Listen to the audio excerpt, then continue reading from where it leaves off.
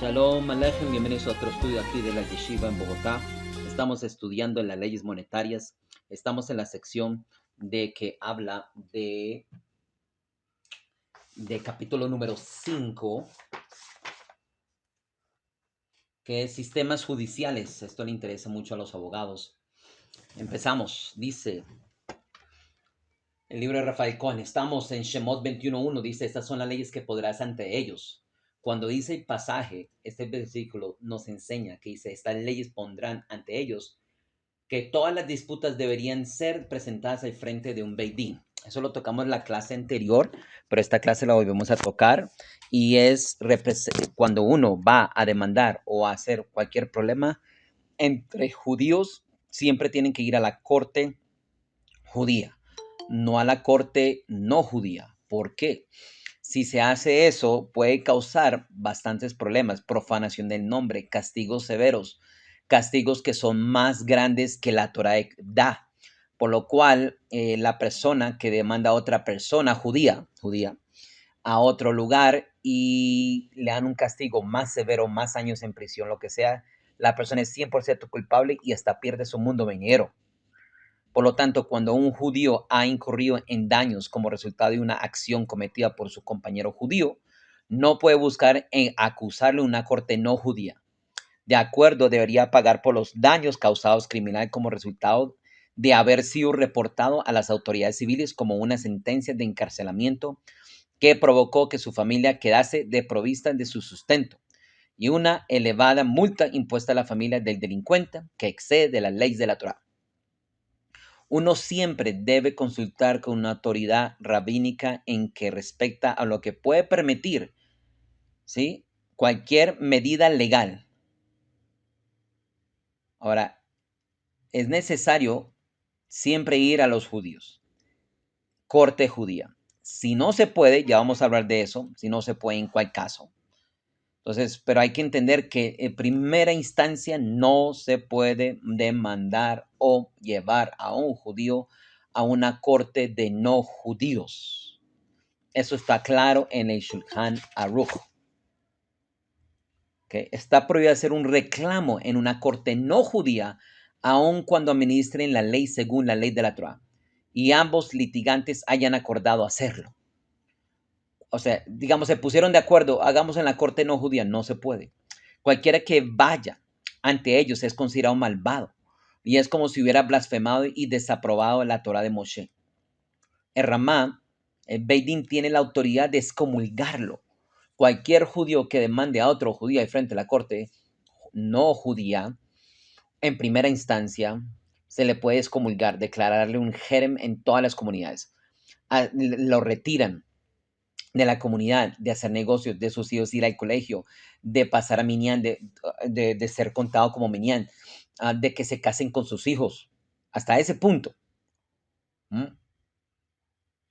Entonces, incluso cuando la corte no judía no cause una penalidad fuerte, ¿sí?, tampoco se puede.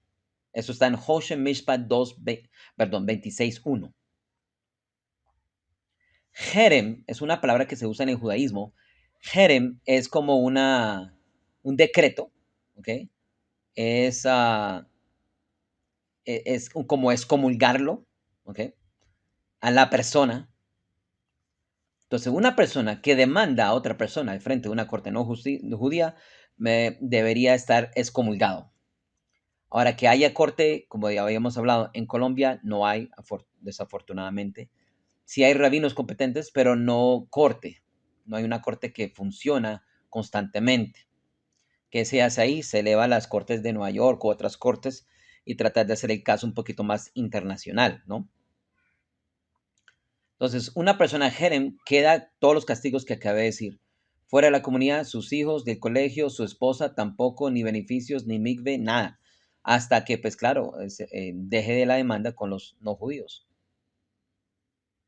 ¿Okay? Está prohibido hacer un reclamo contra un compañero judío en un tribunal laboral, departamento de construcción, corte de reclamos pequeños, o reportarlo a la policía o inspectores municipales a menos que reciba permiso de un Beit Din, Hoshen Mishpat, Así, 105. La gente quiere llamar a la policía a un judío porque hace eso, no lo haga. Primero pida permiso de una autoridad rabínico y después, ok. Aun cuando haya recibido permiso del Beidín para hacer su reclamo en una corte y el defendido fue obligado a pagar más allá de lo que estipula la ley, está obligado a pagar la diferencia. Por ejemplo, la ley dice que si usted robó, le vuelve lo robado más el 20%. En la corte colombiana, un ejemplo, dice, no, devuelve y encima de eso tiene que devolver el 100% por daños y perjuicios y un montón de cosas. Entonces, la ley dice 20% por algo robado. Ahora, claro, existen daños y perjuicios por otra cosa, ¿sí? Pero pues, en cuanto a lo robado, es no más de 20%. Entonces, si la corte colombiana dice 30%, usted después de que le den el 30%, usted tiene que devolver el 10% porque no puede estar por encima de la ley de la Torah. ¿Okay? ¿Qué pasa si una persona se rehúsa y atender a las citas de un Beidín judío o las notificaciones de un Beidín? Beidín significa casa de juicio. Y desea arbitrar con la corte. El Beidín puede conceder al demandante el permiso de hacer un reclamo en la corte secular con el fin de ahorrarle dinero. Una persona, si no teme a las leyes de Dios, entonces que tema las leyes de los hombres. A los jueces de un Beidín está prohibido escuchar los reclamos de un litigante en ausencia del otro. ¿Okay? No puede, una corte no debería, bueno, así debería ser, ¿no? ¿Qué pasa si un propietario del apartamento que ocupó se rehúsa a dar al edificio la suficiente calefacción durante el invierno? ¿Puedo reportarlos frente a las autoridades no judías? Entonces la ley dice, la primera instancia en Bet Avi 3.1.34 dice que sí, porque está deshaciéndole cumplir el contrato que ya estipularon. No es para demandarlo, sino que cumple el contrato. Otra opinión en Mishneh Halachot 9.327 dice, no, está prohibido anunciarlo a un arrendador judío a las autoridades a menos que obtenga el permiso de un Beidín. Siempre se necesita el permiso de un Beidín. Ustedes saben que para los no judíos hay unas 7 leyes universales. Espero que ustedes ya sepan, ¿no? Entonces, hay 7 leyes universales. Esas 7 leyes universales en cuanto a no judíos tendría que seguirlo, ¿no? Maldecir a Hashem, idolatría, promiscuidad, asesinato, robo, ingerir un miembro animal y tener cortes de justicia. O sea, en las cortes de justicia no judías deberían estar metidas las 7 leyes de Noah. Entonces, hagamos un paréntesis aquí. En cuanto que estamos hablando de abogados, nuestros sabios dicen que uno debe enseñarle a su hijo a ser guía, uno no debería enseñarle a su hijo a ser guía de caravanas, de brujos o de camellos, marinero o pastor o tendero, puesto que es más probable que estos roben a los demás. Uno debe enseñarle a su hijo un oficio fácil y honesto. Eso está en el Tratado de Talmud, Kedoshim 82. Uno tiene que enseñarle a sus hijos un oficio que no esté relacionado con robo. Ser abogado, ya vamos a hablar, es un poquito problemático, ¿sí? Porque se presta mucho para hacer trampa y sobornarse. Marinero, las cosas que lleva en el barco, ¿sí? Un pastor de ovejas que maneja animales, ¿sí? Y dice caravanas de burros. ¿Qué significa esto, caravanas de burros? Rashi dice, guía de burros. Todas esas profesiones involucran robo cuando duermen en el camino y toman maderos, frutas de los árboles para comer. Más aún, ellos son contratados por las personas y cambian las condiciones y los términos a gusto. El tendero de una abarrotería, dice aquí, está acostumbrado a estafar mezclando agua y vino y paja con trigo. Entonces, no tengan un trabajo o una labor. Pero, rabino, si ya soy abogado, listo. Ya le voy a decir las cosas que puede fallar un abogado. Y si usted no falla en estas, pues entonces podría ser abogado. Pero claro, tendría menos trabajo y menos clientes. Al escoger un oficio, debería seleccionar una profesión que no contraiga las leyes de la Torá. que no se vaya a ver en una situación que defraude a sus clientes, ¿sí? Hay ciertas profesiones que tienen hasaká, un estatus, ¿sí? De que la persona puede llegar a cometer cosas deshonestas, ganar dinero fácil, robar, ¿sí? O cobrar intereses. Cuidado. Uno de los grandes conflictos de la halajá y las profesiones surge cuando un judío demanda a otro judío en la corte y contratan abogados judíos. No solo reclaman y apelan al sistema civil que no dictamina conforme a las leyes de la Torá, sino que incluso causan que los abogados judíos se peleen utilizando técnicas y artimañas y manipulaciones inválidas conforme a la Torá. ¿Sí? Más aún, los jueces pueden obligarlos a pagar dinero del cual estarían exentos de cualquier ley judía, y constituye eso también robo, que debe ser devuelto al dueño, por claro. Además, algunos poskim consideran que tal abogado como moser, o sea, una persona que demanda a otra persona al frente de la corte no judía, es llamado moser, un delatador. Que se ha conocido casos, claro, eso hay hartos. Aquí en Colombia yo conocí como unos 8 casos, en Estados Unidos constantemente, porque las personas no quieren escuchar el consejo del Beit Din. Entonces, lo que hacen es van y demandan al frente de la corte no judía. ¿Sí? Entonces, dice que es un moser, un delatador. Se convence al juez no judío de que el judío debe pagar dinero a otro judío, contraviniendo la ley de la Torá.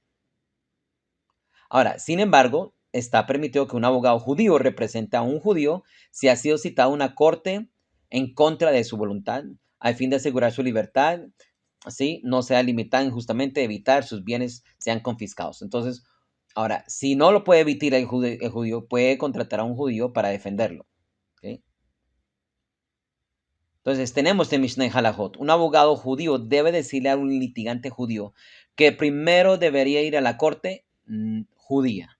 Siempre tiene que decir eso.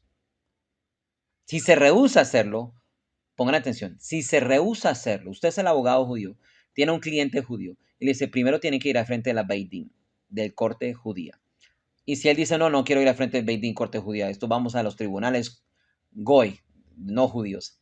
El judío abogado no puede representarlo, ya que de ese modo estaría ayudando al pecador. También está prohibido representar a un no judío que demanda a un judío. Un judío puede representar a un no judío que trae a un caso contra otro no judío. Eso sí se puede. En temas monetarios. No obstante, un abogado que ayuda a librar a un criminal de la pena de muerte o similar está ayudándolo a transgredir los 7 preceptos universales de Noah. Ser abogado defendiendo a no judíos tiene que asegurarse que tiene que seguir las leyes de Noah. Si alguien viola algunas 7 de las leyes de Noah, merece muerte. Entonces, si usted es abogado defendiendo a un no judío de las 7, alguna infracción de las 7 leyes de Noah y lo saca libre, usted es compartícipe y usted no, porque la persona conforme a las leyes de Noah debería morir. Por lo cual, es mejor que cuando un abogado vaya a representar a un no judío, tendría que asegurarse que no sea un caso que viole las 7 leyes de Noah. ¿Listo? Aquí tenemos abogado. Muchos elementos. 1. El abogado debería investigar la verdad respecto a quién es el criminal y quién es la víctima. Si el abogado sabe que su cliente es inocente, no es inocente, aun si trata de que sea declarado inocente, como resultado puede volver a delinquir. Ahí va a ser complicado. Defendiendo a un culpable, no puede. Si el abogado sabe que su cliente debe dinero y lo ayuda para encontrar una salida legal por medio de la cual quedaría exento del pago, le está ayudando a defraudar a otra persona y a robar. Cuidado. La Torah exige que toda la humanidad establezca un sistema judicial que asegure que los crímenes sean castigados. Un abogado judío que es responsable del indulto de un criminal merecedor de la pena de muerte, según la Torah, transgrede la prohibición de no pongas un obstáculo delante del ciego. Ahora, contrariamente, la ley de la Torah, un asesino que es merecedor de la pena de muerte puede recibir cadena perpetua en lugar de ser ejecutado, ya que el abogado judío habrá negociado que le provean los mejores términos. O sea, sí pudiera ser abogado para que no le den tanta condena. Sí puede. El abogado puede causar que una persona inocente sea condenada y sentenciada a cárcel, o peor aún, la pena de muerte, y sea culpable de esos resultados. El abogado será considerado responsable por los resultados de sus actos. Por eso es que ser abogado no es una profesión que debería tener. Abogado de otras cosas, pero en cuanto a penalidades, complicado. Hay fiscales que son judíos.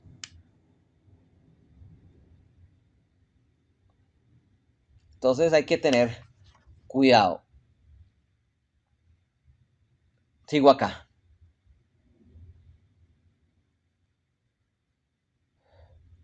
Hay abogados de inmigración, abogados de bienes raíces, abogados de matrimonio, abogados de deudas, hay abogados de todo. Entonces, usted si va a ser un abogado, asegúrese de ser un abogado de que no vaya a violar las 7 leyes de Noaj y no vayan a hacer un castigo que impone las leyes no judías más de las leyes de la Torah.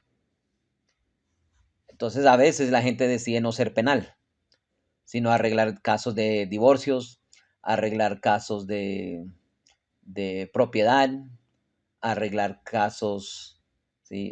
De herencia. Esas cosas son como más flexibles y pues menos condenables a la persona. ¿Okay? Tenemos nosotros un rodef. Un rodef es un perseguidor. La terminología halágica para cualquier persona o cosa que representa una amenaza para la vida de otros, en este caso es clasificado como rodef. Es el que apunta a una pistola a una persona y está por apretar el gatillo. Dice, la Torah dice, es una mitzvah dispararle primero con el fin de salvar la vida de un judío. Es un rodef, perseguidor. Si alguien va a matar a otro judío sin llevarlo, claro, a la corte, no judía o judía, es un mandamiento adelantarse y matarlo. Ahora, claro, eso es lo que dice la ley, que lo vayan a hacer, no, ok, pero si lo van a hacer a sus familias, yo creo que usted lo hace, ¿sí? Entonces, otro ejemplo. El que en la siguiente situación no se puede estar seguro de qué es lo que debe hacer. Entonces, el médico dice a la mujer que está encinta, ¿no? Ella morirá si da luz a su bebé. En tal caso, el embrión es considerado como un perseguidor de la mujer. Y la halajá, que es que se debería quitar el embrión para salvarle la vida de la madre. Ya que en Ramban Rotzeach 1.9 dice que el bebé es como el perseguidor. Está amenazando la vida de muerte de la mamá. Por eso es que está permitido abortar cuando el bebé amenaza la vida de la mamá. ¿Ok? Amenaza la vida. Por eso es necesario, primero ahí sería abortar. Ahora, claro, es necesario revisar con 4 o 5 doctores judíos. Digamos que sí es un peligro bien, casi un 98%. ¿Sí? Y ya sabemos que cuando alguien amenaza tu vida es considerado un rodef. ¿Ok? César Sierra pregunta algo. Listo. Entonces, Rabino, sí. una pregunta. Cuando el bebé tiene malformación, yo soy médico, y cuando el bebé tiene malformación, la mayoría de veces en Colombia se procede pues la terminación del embarazo. La pregunta es, ¿en la ley judía eso es permitido? No, señor. Ni por violación, ni por malformación. ¿Sí? Solamente cuando amenaza la vida de la mujer. Esa es la ley judía. Ahora habrán judíos que permiten, pero la ley judía es no.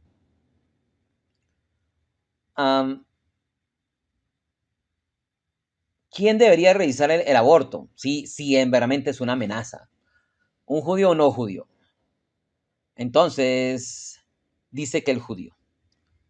El judío debería realizarlo, ya que el judío no tiene pena de muerte por matar a alguien que va a matar a otro judío, que es la mamá.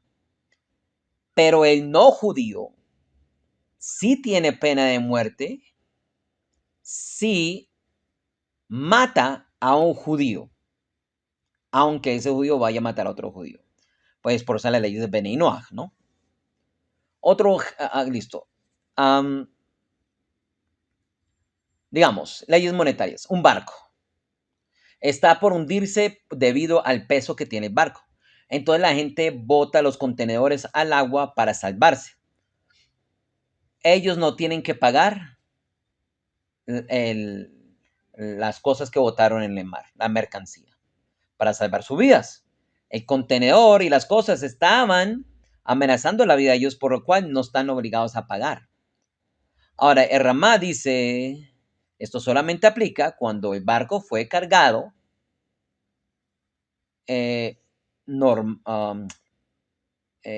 normal, ¿no? Cuando el barco es cargado con demasiado, o sea, pusieron más cosas, sumaron más carga, entonces ahora sí están obligados a pagar la mercancía que botaron para salvar su vida, porque fueron irresponsables en cargar más peso. Entonces, cualquier persona que le amenace, usted puede adelantarse. Tenemos nosotros, hablando de golpear.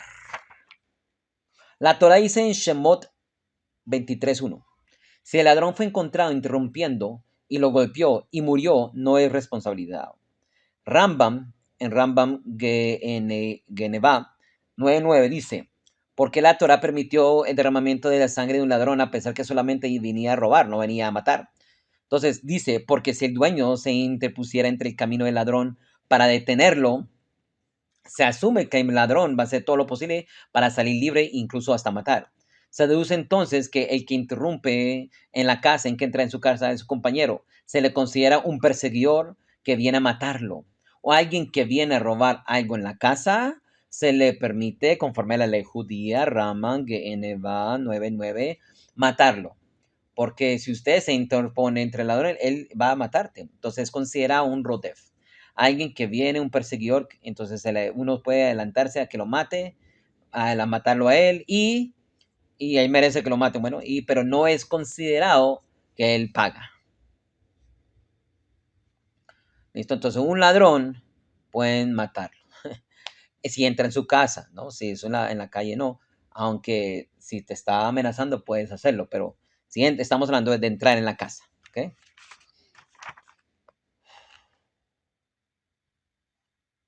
¿Qué pasa si ustedes lo citan a una obligación civil de ir a testificar, no a servir como jurado? ¿Debería ir o no debería ir? ¿Sí? Entonces, si no va, le pueden multar. Si no va, lo pueden encarcelar. Bueno, en ese caso uno iría, ¿no? Mishneh Halachot, Mishpat de Israel 61, 4.276. La opinión de Beit Avi dice, permite el cumplimiento de la función de jurado, ya que los jurados no imponen sentencia, solamente dicen si es culpable o inocente. Entonces, por lo cual, como es culpable o inocente, también está permitido ser juez, porque se requiere que el juez juzgue de acuerdo a la ley de los estatutos existentes, y su decisión no es definitiva, sino que puede la persona sujetar una apelación, etc. Entonces, sí se permite, conforme a esta opinión, ir a servir a la obligación civil de servir como jurado. Porque tú no estás haciendo sentencia, estás diciendo culpable o no culpable. De todas maneras, te pueden encarcelar, te pueden juzgar, te pueden multar. Entonces, no quieres eso.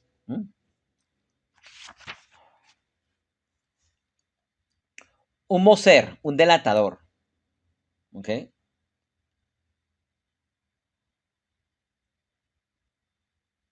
Es bien complicado ser un delatador. Por ejemplo, en Israel, si usted delata a alguien que está evadiendo impuestos, te dan 5,000 shekels, $5,000, un ejemplo. Eso es complicado.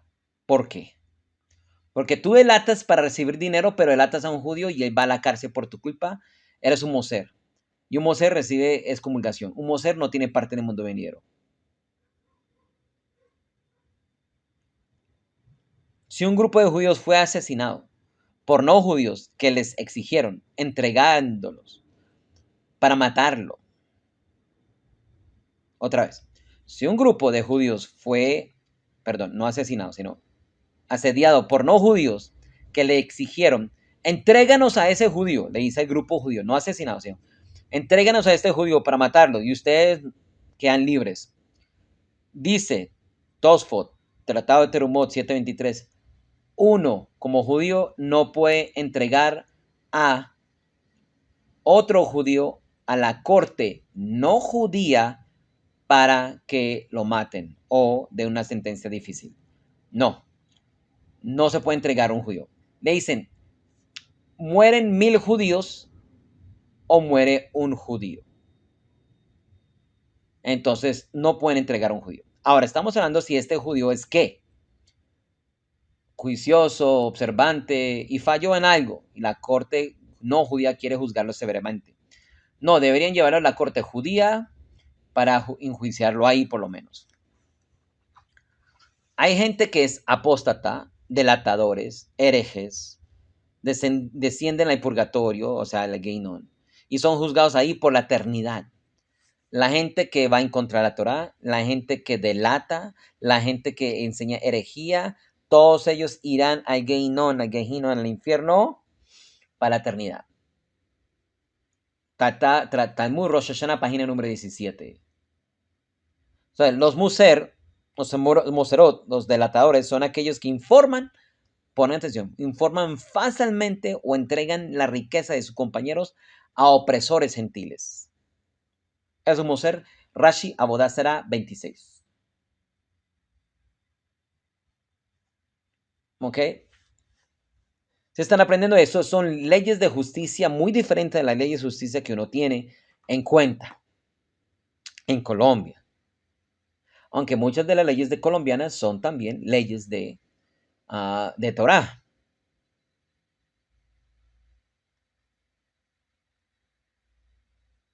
La comunidad que pilla a alguien haciendo algo mal, le pueden advertir. Y el Beit Din le advierte, si usted sigue en ese camino y no quiere obedecer la corte judía, le advertimos que nada más va a pasar, sino que vamos a permitir que vaya a las autoridades no judías. ¿Ok? Aún así, si no se debería demandar, se advierte. Entonces recuerde, está prohibido denunciar a judíos a autoridades no judías, como sus propiedades, lo que sea, grande, pequeña, no se puede, ¿ok?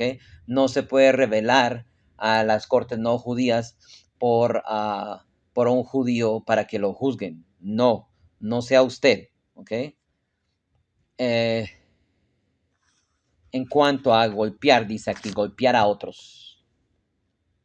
Dice Shemot 2:13, y dijo al malvado, ¿por qué golpeas a tu compañero? Entonces sepan que está prohibido golpear a su compañero. Y de hacerlo transgrede la prohibición de la Torah, como dice el versículo, no seas que exceda, etc. Si está ahí el pasaje. En Hoshem Mishpat 421. Si la Torah prohibió golpear siquiera a un malvado, más allá de su merecido, con más razón si golpea a un justo. Además, el que levanta su mano para golpear a su compañero, a pesar de que no lo golpeó, es considerado malvado. Si levantó la mano para pegarle, pero no le pegó, también es considerado malvado, porque lo hizo, pero se contuvo. El Ramá, el comentarista Ramá, ya que algunas autoridades dicen que existe una antigua proscripción contra el que golpea a su compañero con el fin de liberarlo, que esta proscripción poder contratarlo como parte de minyan de 10 hombres. Inmediatamente después de que haya aceptado la ejecución de la medida de la justicia, lo liberamos de proscripción. Listo. ¿Qué es lo que está diciendo? Hay castigos dentro de la Torah que merece una persona ser golpeada, que le den latigazos. Después es libre y puede ser una persona normal.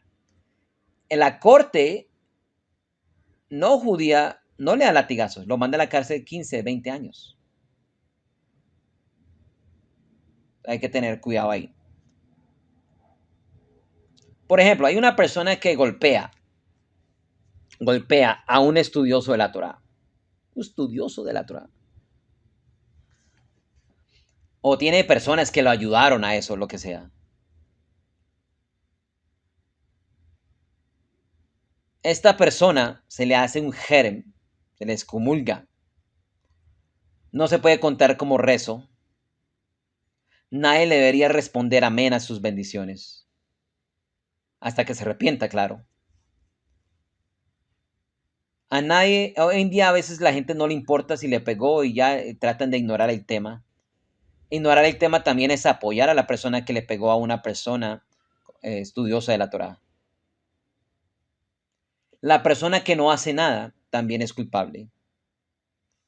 Entonces hay que tener cuidado con querer golpear a una persona o golpear. Ahora voy a tocar una cosa más y un resumen y después doy una historia. Eben Haezer dice 154.3. Un hombre golpea a su esposa. Comete un gran pecado. Lo mismo si golpea a su compañero, igual.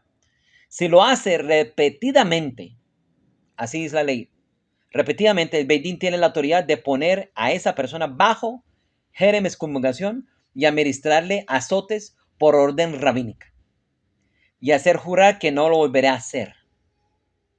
Si se rehúsa a cumplir con las órdenes del Beidín, algunos poskim dicen que lo forzamos a divorciar a su esposa si primero ha sido advertido, ya que no es costumbre de los judíos golpear a sus esposas, sino que es la costumbre de los idólatras.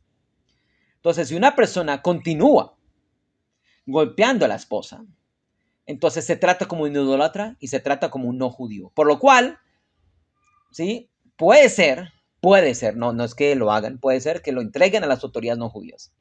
Esto choca un poquito a la justicia de usted. Por ejemplo, si una persona prende fuego en Shabbat, la corte colombiana no lo van a mandar a muerte. Si una persona toca la cola de una mujer en la calle, le dan 2, 3 años. En la Torá, la persona que prende fuego en Shabbat merece la muerte. Y la persona que toca la cola de una mujer merece solamente latigazos, no cárcel. Aquí, la persona que golpea a su esposa una vez, se le advierte, se le hace un jerem, se le da latigazos. La persona que golpea a su esposa una vez en Colombia, lo mandan a la cárcel 4, 6, 10 años. Yo sé que así se merece. No, yo entiendo. Pero es que recuerde, si su justicia piensa que una persona merece más castigo de lo que la Torá prescribe, entonces significa que su justicia en su mente no tiene la justicia correcta. O sea, está distorsionada. No es justa. Esa es la justicia de Hashem. ¿Sí? Entonces uno dice, debería merecer la muerte. Ok, listo. Entonces, si una mujer golpea al hombre, ¿también debería ir a 10 años de cárcel? No. Dice, se le hace un jerem, se le da latigazos y se le advierte. Si la persona continúa, claro, se puede ir a más problemas.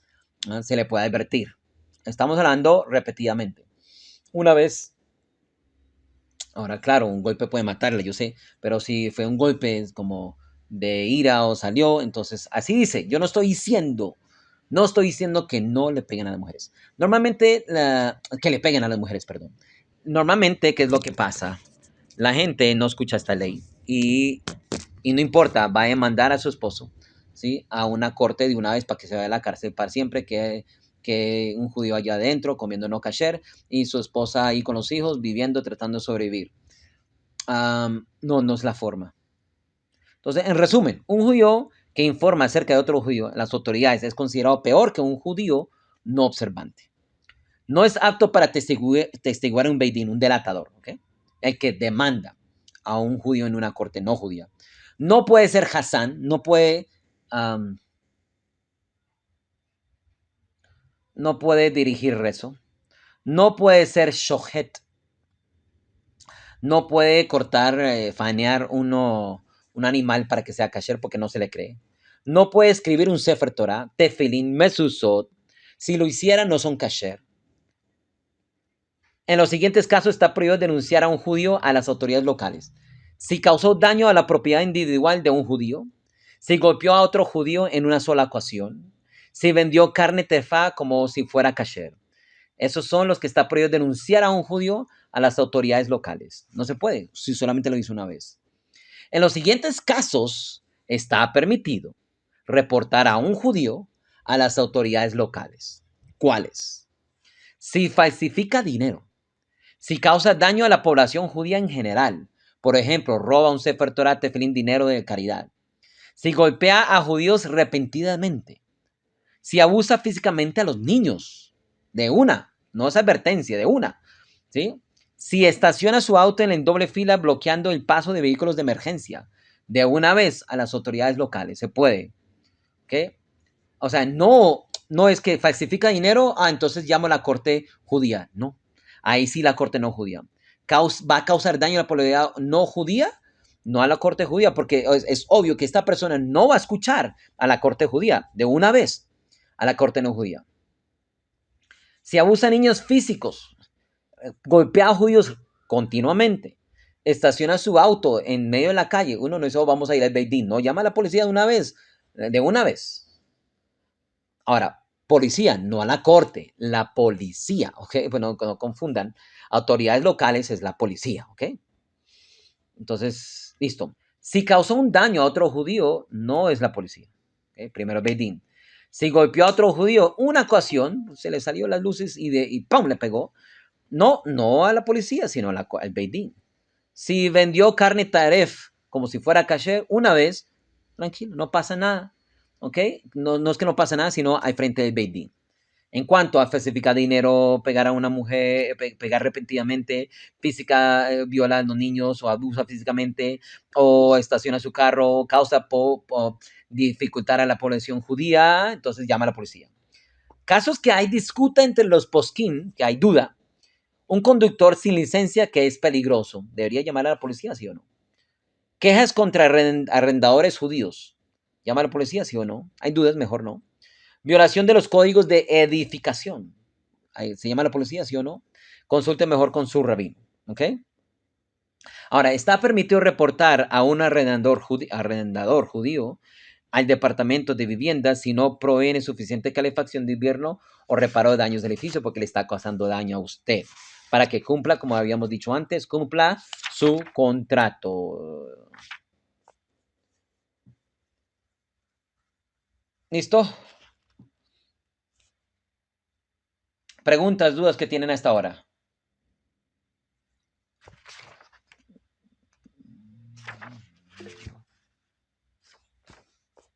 Listo, pregunta algo Israel Méndez.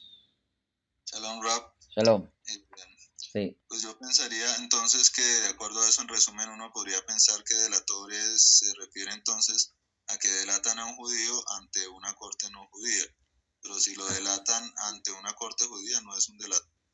Ok, muy buena pregunta. Entonces, correcto, Sí. no es un moser, porque va a la corte judía, algo que le hicieron a uno o a otra persona, y la corte judía lo va a solucionar conforme a la ley de la Torah. Es muy bien, no es delatador. Ahora, recuerde, antes de todo esto si es su amigo, usted le advierte, hey, no hagas eso, hey, tú hiciste esto, sí, o sea, habrán pasos antes, pero si uno sabe que esa persona es terca, entonces va al frente de la corte judía. Incluso más adelante dice que si la persona no va a aceptar la corte judía, ni va a ir a una cita, nada. Entonces, usted ya sabe, si no va a aceptar la corte judía, entonces la corte judía le va a dar la autorización de mandarlo posiblemente al frente de la corte no judía. Depende del caso, ¿ok? Porque habrá unas condenas que dan severas. Entonces, a veces es mejor que ir a la corte judía, ya que es más flexible en cuanto a judíos, porque la persona puede arrepentirse y pagar el daño. En la corte no judía, aunque se arrepienta y quiera pagar el daño, lo mandarán a la cárcel. Entonces, correcto, no sería un delatador. Y la gente confunde eso, ¿no? Porque pillan a una persona haciendo algo, usted me delató. Estabas haciendo algo mal. Fui a la corte judía. La corte judía es la que te va a tratar de corregir y ayudar. Y si haces teshuvá, tranquilo, no va a pasar nada, ¿sí? pero no, delatador porque, hey, esto no puede continuar en la casa, en el barrio judío, no puede, ¿sí? Agradezca que no demande al frente de la corte no judía, que está prohibido, ¿sí? Debería, eso es misericordia, ¿sí? No delatar como, no pasa nada, no hago nada.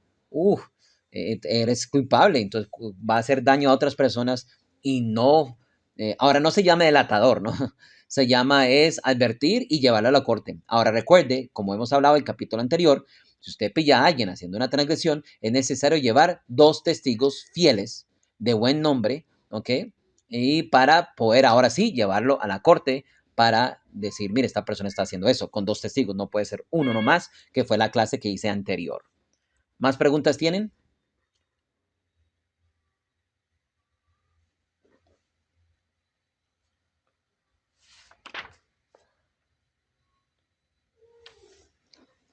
Listo, la enseñanza es corta.